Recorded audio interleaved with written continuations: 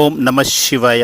భారత్ మాతా Shivashakti Avatar Satyageetha Murali తేదీ 23/4/2026. ప్రభాత పాఠము పూర్వ తేదీ 17/11/1968. తెలివైన పిల్లలు, ప్రస్తుతము మీరు అందరికంటే ఉన్నతమైన ఈశ్వరీయ సంప్రదాయానికి చెందినవారు. ఆ తర్వాత దైవీ సంప్రదాయంలోకి వెళుతారు. ఆ తర్వాత క్షత్రియ సంప్రదాయము, తర్వాత వైశ్య సంప్రదాయము, శూద్ర సంప్రదాయంలోకి వెళ్ళిపోతారు. ఇప్పుడు బ్రాహ్మణులుగా ఉన్నాము, తర్వాత దేవతలుగా క్షత్రియులుగా అవుతాము. హంసో అనే దానికి అర్థము ఎంత బాగుందో చూడండి. ఓం నమ శివాయ. ఆత్మిక తండ్రి కూర్చొని ఆత్మిక పిల్లలకు తెలియచేస్తున్నారు. ప్రతిరోజు తెలియచేస్తారు. ఎందుకంటే అర్ధకల్పం పాటు అజ్ఞానంలో ఉన్నారు కదా, కాబట్టి రోజు తెలియచేయాల్సి వస్తుంది. మొట్టమొదట మనుషులకు శాంతి కావాలి. ఆత్మలన్నీ వాస్తవానికి శాంతిధామంలో నివసించేవి. తండ్రి ఎల్లప్పుడూ శాంతి సాగరుడే. ఇప్పుడు మీరు శాంతి వారసత్వాన్ని పొందుతున్నారు. శాంతిదేవ అని పిలుస్తారు కదా. అసలు శాంతి అని దేనిని అంటారో కూడా ఎవరికి తెలియదు. మరణాన్ని కూడా శాంతిగా అనుకుంటారు. శాంతి దేవాని అంటారు. అంటే మిమ్మల్ని ఈ సృష్టి నుంచి మా ఇల్లు అయిన శాంతిధామానికి తీసుకువెళ్ళు, లేదా శాంతి యొక్క వారసత్వాన్ని ఇవ్వు అని అర్థము. దేవతల ముందు శివబాబా ముందు వెళ్ళి శాంతిని ప్రసాదించు అని అడుగుతారు. ఎందుకంటే శివబాబానే శాంతి సాగరుడు. ఇప్పుడు మీరు శివబాబా నుంచి శాంతి యొక్క వారసత్వాన్ని తీసుకుంటున్నారు. తండ్రిని స్మృతి చేస్తూ మీరు తప్పకుండా శాంతిధామానికి వెళ్ళాలి. స్మృతి చేయకపోయినా కూడా వెళ్ళాల్సిందే. మీరు ఎందుకు స్మృతి చేస్తారంటే మీ తలపైన ఉన్న పాపాల భారాన్ని తొలగించుకోవడానికి, శాంతి సుఖము లభించేది ఒక తండ్రి ద్వారానే. ఎందుకంటే వారే సుఖానికి శాంతికి సాగరుడు. ఇక్కడ రెండు ముఖ్యమైన విషయాలు. శాంతిని ముక్తి అని, సుఖాన్ని జీవన్ముక్తిగా పిలుస్తారు. మళ్ళీ జీవన్ముక్తి, జీవన బంధనాలు కూడా ఉన్నాయి. ఇప్పుడు మీరు జీవన బంధనం నుంచి జీవన్ముక్తులుగా అవుతున్నారు. సత్యయుగంలో ఎలాంటి బంధనము ఉండదు. నా ముక్తి, జీవన్ముక్తుడు, ఈ రెండింటి అర్థం పిల్లలకు తెలిసింది. గతి అని శాంతిధామాన్ని అంటారు, సద్గతి అని సుఖధామాన్ని పిలుస్తారు. సుఖధామము, శాంతిధామము. ఇక ఇప్పుడు కొనసాగుతున్నది దుఃఖధామము. మీరు ఇక్కడ కూర్చొని ఉన్నారు. తండ్రి చెప్తున్నారు, పిల్లలు శాంతిధామము అంటే మీ ఇంటిని గుర్తు చేసుకోవాలి. ఆత్మలు తమ ఇంటిని మర్చిపోయాయి. తండ్రి వచ్చి గుర్తు చేస్తున్నారు. ఓ ఆత్మిక పిల్లలు, మీరు నన్ను స్మృతి చేయనంత వరకు ఇంటికి వెళ్ళలేరు. నన్ను స్మృతి చేస్తేనే మీ పాపాలు తొలగిపోతాయి. ఆత్మ పవిత్రంగా మారి తన ఇంటికి అంటే పరంధామానికి వెళుతుంది. ఈ విషయము పిల్లలకు తెలుసు. ఇది అపవిత్ర ప్రపంచము. ఇక్కడ పవిత్రమైన వారు ఒక్కరు కూడా లేరు. పవిత్ర ప్రపంచాన్ని సత్యయుగంగా పిలుస్తారు, అపవిత్ర ప్రపంచాన్ని కలియుగంగా పిలుస్తారు. సత్యయుగంలో ఒక్కరు కూడా పవిత్రంగా ఉండరు. కొత్త ప్రపంచాన్ని పవిత్ర ప్రపంచంగా, పాత ప్రపంచాన్ని అపవిత్ర ప్రపంచంగా పిలుస్తారు. అర్ధకల్పము పవిత్ర ప్రపంచంగా ఉంటుంది, అర్ధకల్పం పాటు అపవిత్ర ప్రపంచంగా ఉంటుంది. రామరాజ్యము, రావణ రాజ్యము, ఈ రెండింటికి మహిమ ఉంది కదా. రావణ రాజ్యంలోనే అపవిత్రత మొదలవుతుంది. ఇది కూడా తప్పకుండా జరగవలసిందే. ఇది ముందుగానే తయారైన ఆట. ఈ విషయాలను అనంతమైన తండ్రి తెలియచేస్తున్నారు.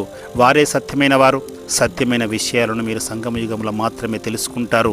ఆ తర్వాత సత్యయుగంలోకి వెళ్ళిపోతారు. ద్వాపరయుగం నుంచి మళ్ళీ రావణ రాజ్యం మొదలవుతుంది. రావణుడు అంటే అసురుడు కదా. అసురులు ఎప్పటికీ సత్యాన్ని పలకలేరు.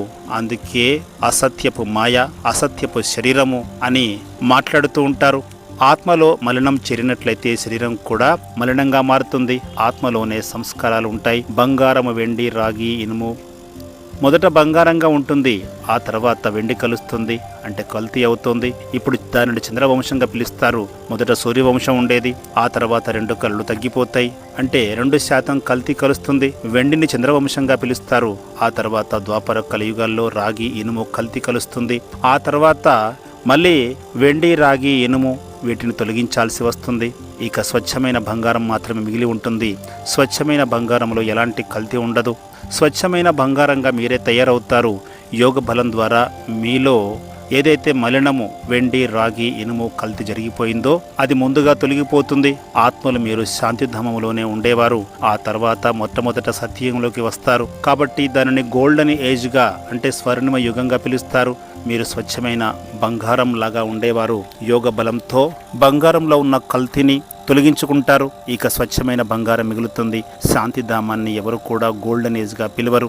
గోల్డెన్ ఏజ్ అని భారతదేశాన్ని మాత్రమే పిలుస్తారు. ఎప్పుడైతే దేవీ దేవతల రాజ్యం కొనసాగుతుందో అక్కడే గోల్డెన్ ఏజ్గా ఉండేది. సిల్వర్ ఏజ్, కాపర్ ఏజ్ అని కూడా అంటారు కదా. శాంతిధామాన్ని గోల్డెన్ ఏజ్ అని ఎవరు పిలువరు. అక్కడంతా శాంతియే శాంతి ఉంటుంది. ఆత్మ శరీరాన్ని ధరించినప్పుడు గోల్డెన్ ఏజ్గా పిలుస్తారు. ఇప్పుడు సృష్టి అంతా కూడా గోల్డెన్ ఏజ్గా మారిపోతుంది. సతో ప్రధానమైన 5 తత్వాలతో శరీరం తయారవుతుంది. ఆత్మ సతో ప్రధానంగా ఉంటే శరీరం కూడా గోల్డెన్ ఏజ్ ప్రకారంగా సతో ప్రధానమైనది లభిస్తుంది. ఆ తర్వాత చివరిలో ఐరన్ ఏజ్ అంటే ఇనుపయుగం వస్తుంది. శరీరం కూడా దానికి అనుగుణంగా లభిస్తుంది. ఎందుకంటే ఆత్మలో కల్తీ కలుస్తుంది కాబట్టి గోల్డెన్ ఏజ్, సిల్వర్ ఏజ్ అని ఈ సృష్టిని పిలుస్తారు. పిల్లలు ఇప్పుడు ఏం చేయాలి? మొట్టమొదట శాంతిధామానికి వెళ్ళాలి. అందుకోసం తండ్రిని స్మృతి చేయాలి. అప్పుడే తమో ప్రధానం నుంచి సతో ప్రధానంగా అవుతారు. తండ్రి ఇక్కడ ఉన్నంత కాలము సతో ప్రధానంగా అవడానికి పురుషార్థం చేయాలి. తండ్రి శాంతిధామములో అంటే గోల్డెన్ ఏజ్లో ఉన్నారని ఎవరూ చెప్పలేరు. వారికి గోల్డెన్ ఏజ్లో ఎలాంటి పాత్ర ఉండదు. కాబట్టి ఆత్మను గోల్డెన్ ఏజ్ అని పిలువరు. ఆత్మకు శరీరం లభించినప్పుడు మాత్రమే దానిని గోల్డెన్ ఏజ్డ్ జీవాత్మగా పిలుస్తారు. కేవలము గోల్డెన్ ఏజ్డ్ ఆత్మ అని పిలువరు. మొదట గోల్డెన్ ఏజ్డ్ జీవాత్మ, ఆ తర్వాత సిల్వర్ ఏజ్డ్ జీవాత్మగా మారుతుంది. ఇక్కడ మీరు కూర్చున్నప్పుడు మీకు శాంతి, సుఖము రెండు లభిస్తాయి. అలాంటప్పుడు ఏమి చేయాలి? ఈ దుఃఖాన్ని సన్యసించాలి. దీనినే అనంతమైన సన్యాసంగా పిలుస్తారు. వారిది నివృత్తి మార్గపు సన్యాసము, హద్దులో ఉండే సన్యాసము వారిది. ఇల్లు వాకిలి వదిలి అడవికి వెళ్ళిపోతారు. కానీ వాస్తవంగా చూసినట్లయితే ఈ సృష్టి అంతా కూడా అడవిగానే భావించవలసి ఉంటుంది. దీని గురించి ఎవరికి తెలియదు. ఇది ముళ్ళ అడవి, ముళ్ళ ప్రపంచము, స్వర్గము, పుష్పాల ప్రపంచము. వారు సన్యాసం చేసినప్పటికీ ముళ్ళ ప్రపంచంలోనే, అడవిలోనే, నగరానికి దూరంగా నివసిస్తారు. వారిది నివృత్తి మార్గానికి సంబంధించిన ధర్మము, మీది ప్రవృత్తి మార్గానికి సంబంధించిన ధర్మము. మీరు పవిత్రంగా జంటగా ఉండేవారు, ఇప్పుడు అపవిత్రంగా మారిపోయారు. దీనినే గృహస్థ ఆశ్రమంగా కూడా పిలుస్తారు. సన్యాసులు తర్వాత వస్తారు. క్రైస్తవులు కొంచెం ముందుగా వస్తారు. కాబట్టి ఈ వృక్షాన్ని గుర్తుంచుకోవాలి. చక్రాన్ని కూడా గుర్తు చేయాలి. తండ్రి ప్రతి కల్పములో వచ్చి కల్పవృక్ష జ్ఞానాన్ని తెలియచేస్తారు. ఎందుకంటే వారే స్వయంగా ఈ కల్పవృక్షానికి బీజస్వరూపులు. వారే సత్యమైన వారు, చైతన్యమైన వారు. మీరు ఆత్మలే, కానీ మిమ్మల్ని జ్ఞానసాగరులు, సుఖసాగరులు, శాంతి సాగరులు అని ఎవరు కూడా పిలువరు. ఆ విధంగా తయారు చేసేది తండ్రి మాత్రమే. తండ్రి మహిమ ఎల్లప్పుడూ అలాగే ఉంటుంది. వారు సదా పవిత్రంగా, సదా నిరాకార స్వరూపంలో ఉంటారు. కేవలం కొద్ది సమయం కోసమే మిమ్మల్ని పావనంగా చేయడానికి ఇక్కడికి వస్తారు. వారిని సర్వవ్యాపి అని పిలవలేము. తండ్రి ఎల్లప్పుడూ పరంధామములో ఉంటారని మీకు తెలుసు. భక్తి మార్గంలో వారిని స్మృతి చేస్తూ ఉంటారు. సత్యయుగంలో స్మృతి చేయవలసిన అవసరం ఉండదు. రావణ రాజ్యంలో మీ దుఃఖం మొదలవుతుంది. అప్పుడే తండ్రి వచ్చి సుఖశాంతులను ఇస్తారు. కాబట్టి తప్పకుండా అశాంతి కలిగినప్పుడే వారు గుర్తుకు వస్తారు. ప్రతి 5000 సంవత్సరాలకు ఒకసారి నేను వస్తానని తండ్రి చెప్తున్నారు. అర్ధకల్పము సుఖము, అర్ధకల్పము దుఃఖము ఉంటుంది. అర్ధకల్పం తర్వాతే రావణ రాజ్యము ప్రారంభమవుతుంది. ఇందులో మొదటిది దేహాభిమానము. దీని తర్వాతనే మిగిలిన వికారాలు వస్తాయి. ఇప్పుడు తండ్రి తెలియచేస్తున్నారు, మిమ్మల్ని మీరు ఆత్మగా భావించండి, దేహి అభిమానిగా అవ్వండి. మనుషులకు ఆత్మ అనే స్మృతి లేకుండా పోయింది. కేవలము బ్రుకుటి మధ్యలో నక్షత్రం మెరుస్తుంది అని మాత్రమే పాడుతారు. అది ఏమిటో మీరు తెలుసుకున్నారు. అకాలమూర్తి అయిన ఆత్మకు ఈ శరీరమే సింహాసనము లాంటిది. ఆత్మ బ్రుకుటిలో కూర్చుంటుంది.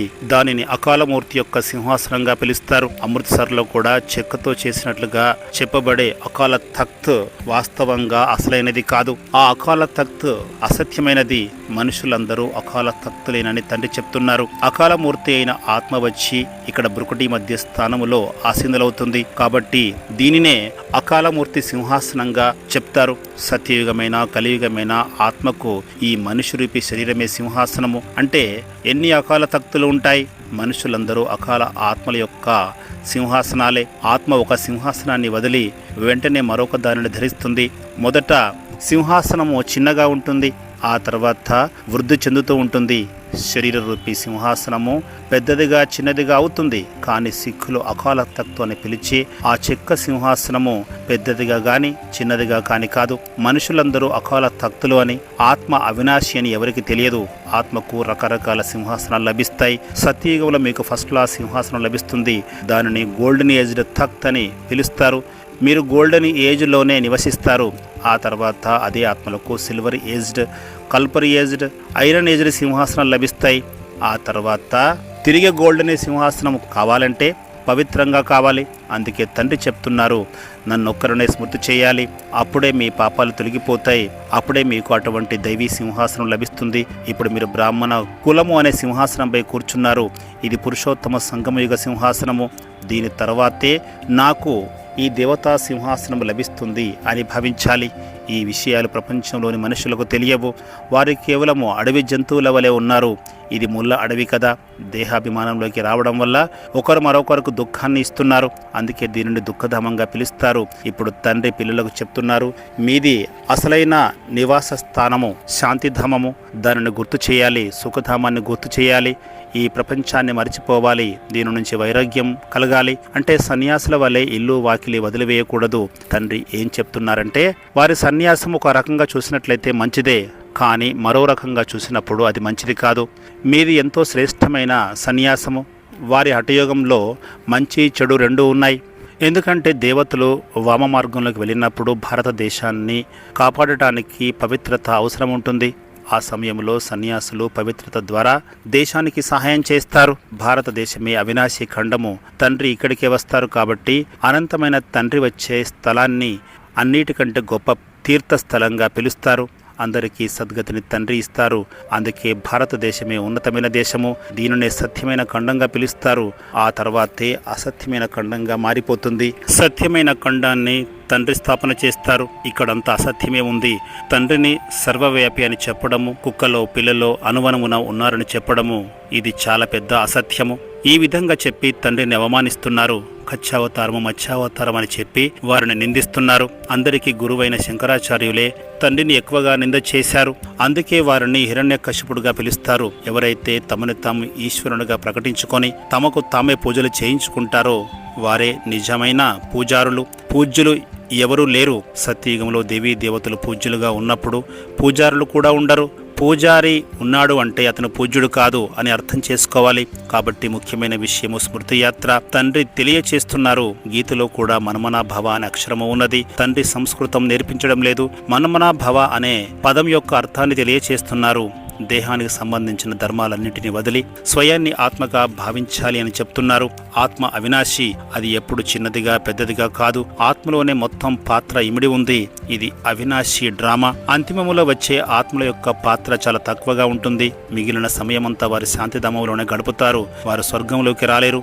అంతిమములో వచ్చేవారు ఇక్కడే దుఃఖాన్ని పొందుతారు. దీపావళి సమయంలో దోమలు ఏ విధంగా మరణిస్తాయో చూడండి. ఉదయాన్నే లేచి చూస్తే అవన్నీ చనిపోయి ఉంటాయి. మనుషుల పరిస్థితి కూడా అలాగే ఉంటుంది. అంతిమములో వచ్చే వారు జంతువుల వలె మిగిలిపోతారు. ఈ సృష్టి చక్రం ఎలా తిరుగుతుందో చూడండి. మనుష్య సృష్టి రూపి వృక్షము చిన్నగా ఉండి ఆ తర్వాత పెద్దగా మారుతుంది. మళ్ళీ పెద్దదాని నుంచి చిన్నగా ఎలా మారుతుందో తండ్రి చెప్తున్నారు. సత్యయుగంలో ఎంతో తక్కువ మంది మనుషులు ఉంటారు. కలియుగంలో వృక్షము ఎంతగా పెరిగిపోతుందో చూడండి. తండ్రి పిల్లలను ఆదేశిస్తున్నారు. గృహస్థ వ్యవహారంలో ఉంటూ కూడా నన్నే స్మృతి చేయండి. రోజుకు 8 గంటల స్మృతిలో ఉండే అభ్యాసం చేయండి. స్మృతి చేస్తూ చేస్తూ చివరికి పవిత్రంగా మారి తండ్రి దగ్గరికి వెళ్ళిపోతే మీకు స్కాలర్షిప్ లభిస్తుంది. ఒకవేళ పాపాలు మిగిలిపోతే తిరిగి మళ్ళీ జన్మ తీసుకోవాల్సి వస్తుంది. శిక్షలు అనుభవించవలసి వస్తుంది. అప్పుడు పదవి కూడా తగ్గిపోతుంది. మనుషులందరూ తమ యొక్క కర్మల లెక్కాచారాన్ని పూర్తి చేసుకోవాలి. ఇప్పటికీ కొందరు జన్మలు తీసుకుంటూనే ఉన్నారు. ఈ సమయంలో చూస్తే భారతీయుల కంటే క్రైస్తవ ధర్మము ఉన్నతంగా ఉంది. వారు ఇప్పటికీ చాలా తెలివైన వారుగా కొనసాగుతున్నారు.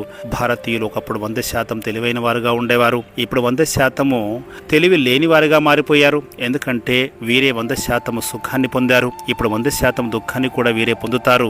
వారు క్రైస్తవులు ఆలస్యంగా వస్తారు. అందుకే వారిలో తెలివి తక్కువ వారు లేరు. క్రైస్తవుల దగ్గర అందరూ నేర్చుకోవడానికి వెళుతారు. క్రైస్తవ రాజవంశానికి కృష్ణ రాజవంశానికి సంబంధం ఉందని తండ్రి చెప్తున్నారు. క్రైస్తవ వంశము మన రాజ్యాన్ని లాక్కుంది. మళ్ళీ క్రైస్తవ రాజవంశం నుంచి మనకు రాజ్యం లభించాల్సి ఉంది. ప్రస్తుతము క్రైస్తవ వంశము చాలా శక్తివంతంగా ఉంది. వారి నుంచి భారతదేశానికి సహాయం లభిస్తుంది. ప్రస్తుతం భారతదేశం ఆకలితో అలమటిస్తోంది. కాబట్టి వారు సేవ చేసి రిటర్న్ చేస్తున్నారు. ఇక్కడ నుంచి చాలా వజ్ర వైడూర్యాలు అక్కడికి తీసుకువెళ్లారు. వారు చాలా ధనవంతులుగా మారిపోయారు.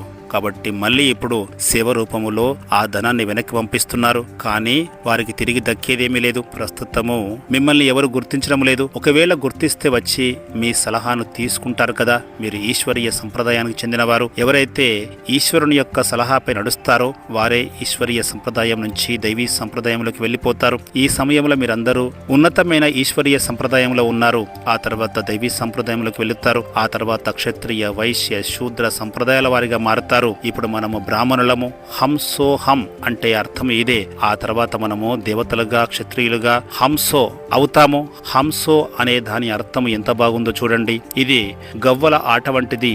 దీనిని అర్థం చేసుకోవడం చాలా సులభము, కానీ మాయ దీనిని మర్చిపోయేలా చేస్తుంది. దైవీ గుణాల నుంచి అసురీ గుణాల వైపు తీసుకువెళుతుంది. అపవిత్రంగా మారడం అంటే అసురీ గుణమే కదా. ఇక్కడ నెంబర్ వారీగా పూల తోట ఉంది అని మీకు తెలుసు, ఎందుకంటే భగవంతుని తోటమాలిగా పిలుస్తారు. ఈ తోటలో రకరకాల పుష్పాలు ఉంటాయి. కొందరు గులాబీ, కొందరు మొగిలి పూలు, కొందరు జిల్లేడు పూలు వల్ల కూడా ఉంటారు. తమని తాము ఏ రకమైన పుష్పము అని ప్రతి ఒక్కరూ పరిశీలించుకోవచ్చు. తండ్రి ఎల్లప్పుడూ గులాబీ, మొగిలి పుష్పం వంటి పుష్పాలనే చూస్తారు. వాటి సువాసనని ఆస్వాదిస్తారు. జిల్లేడు పూల వైపు వారి దృష్టి వెళ్ళదు. మంచిది. పిల్లలకు గుడ్ మార్నింగ్ మరియు నమస్తే. వరదానము: పదమా పదం భాగ్యశాలి భవ. సదా ప్రతి అడుగులో పదమాల సంపాదన చేసే పదమాపదం భాగ్యశాలి ఆత్మగా మిమ్మల్ని మీరు భావిస్తున్నారా? ప్రతి అడుగులో పుణ్యం జమ అవుతుందో లేదో పరిశీలించుకుంటున్నారా? సంగమ యుగానికి లభించిన వరదానం ఏమిటంటే ప్రతి అడుగులో పదమాల జమ. కాబట్టి ఒక సెకను కూడా, ఒక అడుగులో కూడా జమ చేసుకోలేకపోతే ఎంత నష్టం జరుగుతుందో ఆలోచించండి. మీరు సాధారణ అడుగులు వేస్తున్నారా లేదా ఏకాగ్రతతో అడుగులు వేస్తున్నారా? మీకు అలౌకిక జన్మ లభించింది కాబట్టి ప్రతి అడుగు అలౌకికంగా ఉండాలి, సాధారణంగా కాదు. మీ ముఖంలో సదా ప్రాప్తి యొక్క ప్రకాశం కనిపించాలి. మీ సాంగత్యంలోకి వచ్చేవారు ప్రకాశిస్తున్న మీ ముఖాన్ని చూసి మీకు ఏమి లభించింది, ఎందుకు ఇంత ప్రసన్నంగా ఉంటున్నారు అని అడిగేలా మీ ముఖ వక్షస్సు ఉండాలి. ఓం నమః శివాయ.